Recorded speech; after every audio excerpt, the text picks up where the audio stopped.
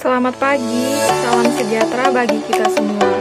Perkenalkan, saya Carolina Cecilia Enge dari Fakultas Ilmu Kesehatan Universitas Kediri, Prodi S1 Ilmu Keperawatan akan memaparkan tentang proses kehamilan.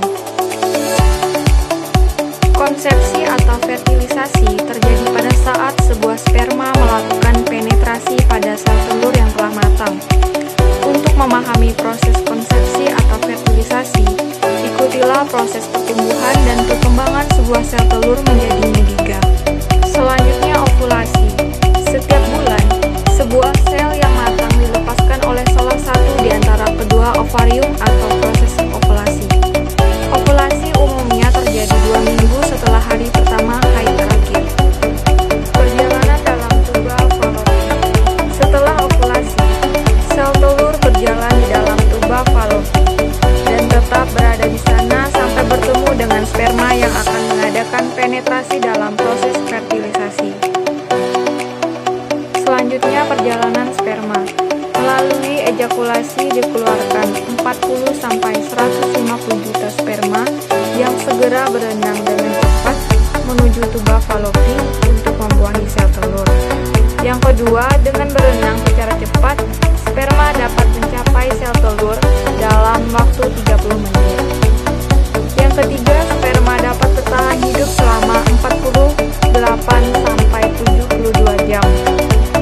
Selanjutnya, jumlah sperma yang dapat mendeteksi sel telur hanya berjumlah ratusan saja akibat adanya penghalang yang berada di dalam saluran reproduksi wanita.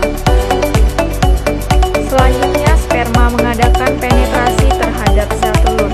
Yang pertama, bila sel telur sperma bertemu dan mengadakan penetrasi sel telur, maka terjadilah sebuah proses pembuahan atau fertilisasi. Yang kedua, proses fertilisasi memerlukan waktu sekitar 24 jam.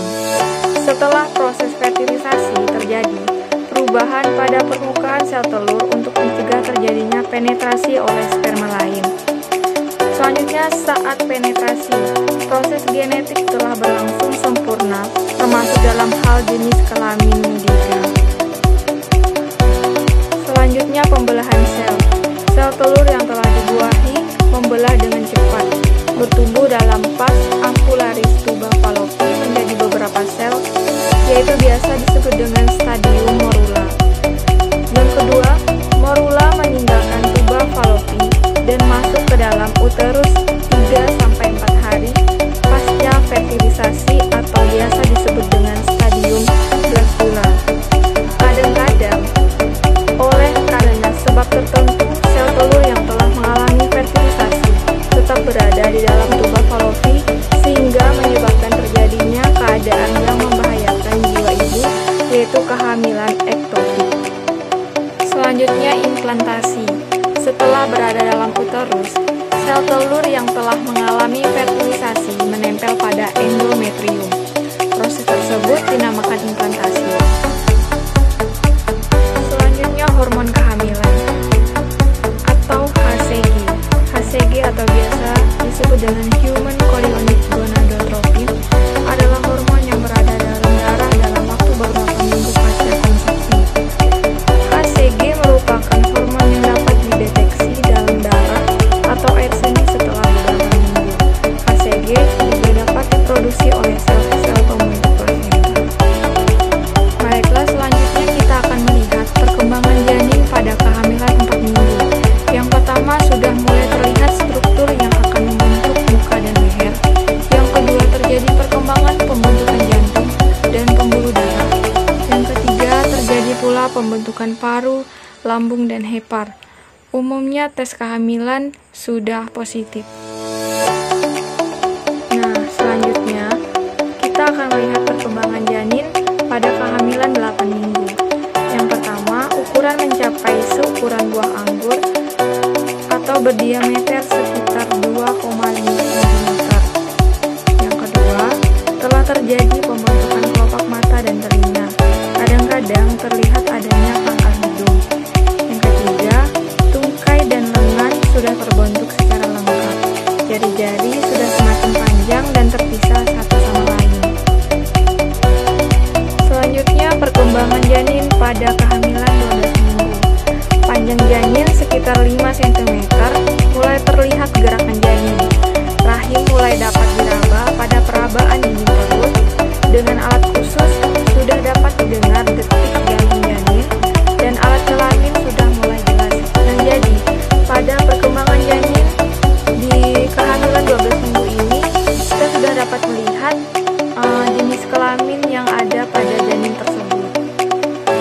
Nah, selanjutnya kita akan melihat perkembangan janin pada kehamilan 16 minggu.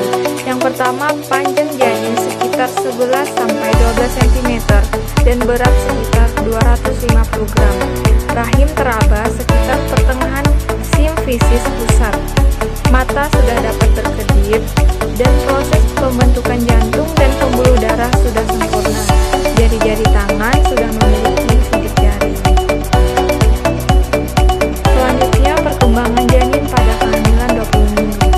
Nah, di sini teman-teman sudah bisa melihat bahwa janin tersebut sudah terlihat sempurna. Baiklah, kita akan melihat deskripsi dari kehamilan 20 minggu. Yang pertama, panjang sekitar 25 cm dan berat sekitar 450 gram. Yang kedua, tinggi rahim sekitar pusat. Yang ketiga, janin sudah dapat menghisap ibu jari atau menyeringai. Yang keempat, terasa gerakan janin. Nah, jadi pada kehamilan 20 minggu, seorang ibu hamil dianjurkan untuk melakukan pemeriksaan ultrasonografi ke dokter. Yang pertama, pemeriksaan ultrasonografi umumnya dilakukan pada kehamilan 20 minggu. Nah, seperti yang sudah saya jelaskan tadi.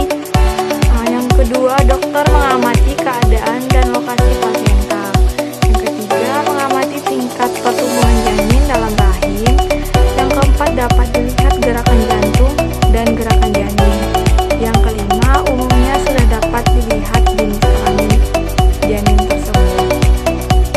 Selanjutnya, kita akan melihat perkembangan janin pada kehamilan 24 minggu. Yang pertama, berat janin sekitar 600 gram. Yang kedua, memberikan respon terhadap suara atau gerakan. Yang ketiga, seringkali dapat dirasakan adanya gerakan-gerakan janin saat terjadi atau biasa disebut dengan hiccups.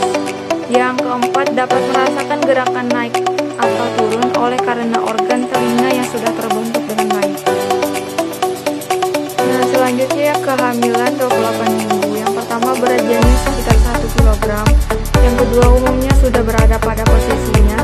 Yang ketiga, kesempatan hidup cukup besar bila terpaksa harus dilahirkan sebagai bayi prematur. Yang keempat, waspada terhadap gejala pesanan prematur.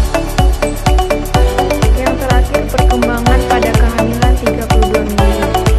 Berat janin sekitar 2 kg. Kulit sudah tidak terlampau keriput oleh karena sudah mulai terjadi pembentukan lemak di bawah kulit. Yang ketiga, tanyakan kepada dokter mengenai catatan menghitung gerakan janin. Yang terakhir, persiapkan laktasi. Sekian pemaparan dari saya mengenai proses kehamilan. Semoga bermanfaat bagi para pendengar dan pembaca. Akhir kata, saya ucapkan terima kasih. Selamat pagi, salam sejahtera bagi